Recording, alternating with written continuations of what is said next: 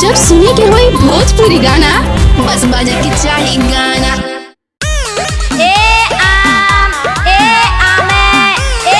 ले ला हो। अरे आवा लोग ले जा हजरिया बीजू से नूरिया सब तरह के आम मिली कम दाम में। आवा लोग अरे ले जा। अरे बउआ किसुन भोग है। अरे का ये चाचा अभियो किसुन भोग के फेर में बड़ा मालदा चापा मालदा एमे भरल बाटे रस पोरे पोर।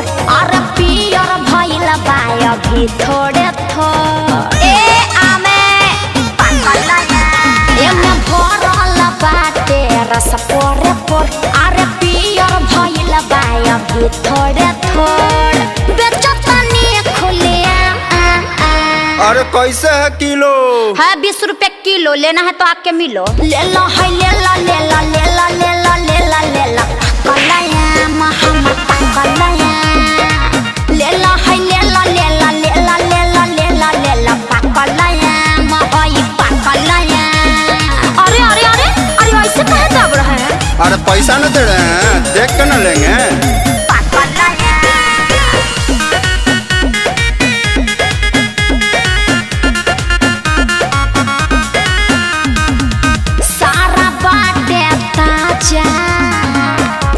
क्या देखया माचा आगे फेला बारस गोला मिठाई गाजा। अरे पहले इस्तेमाल कीजिए तब विश्वास कीजिए। एक फड़ा खा के देखिए। सारा बाटे ताजा चिख क्या देखया माचा आगे फेला बारस गोला मिठाई गाजा।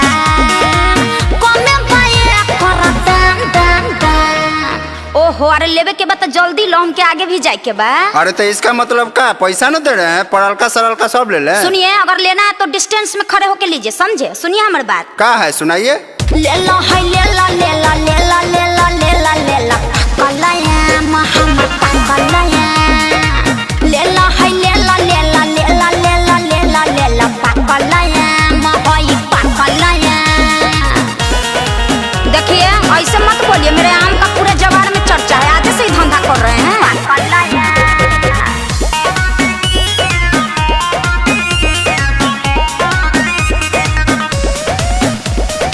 ले के झोना झोना मोना बड़ा तू बाजाबा केतनो करी सारा लेकिन लगे न बड़ायाबा।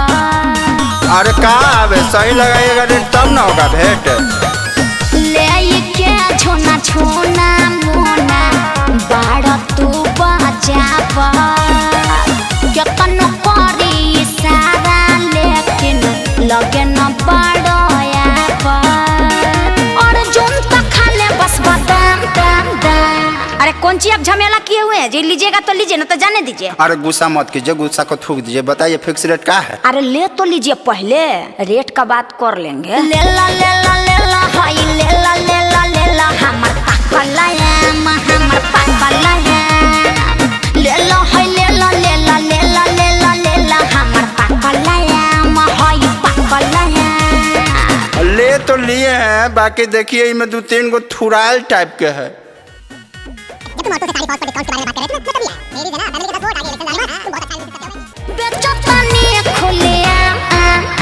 अरे कैसे है किलो?